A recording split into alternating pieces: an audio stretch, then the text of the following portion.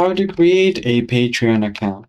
Hey everybody, in today's tutorial, I'm going to show you how you can easily create a new account on your Patreon.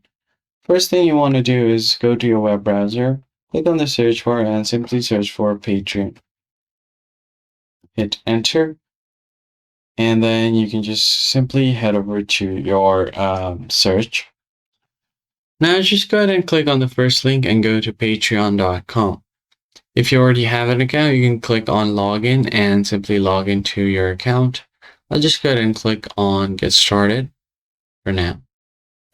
All right, so once I click here, it's going to ask me to sign up with Google account, Apple ID, or Facebook.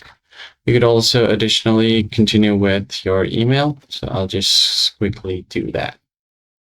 Now enter a valid email address and click on continue. Now, since your email is connected to your Google account, you can just click on this and then simply try to sign up with your Google account.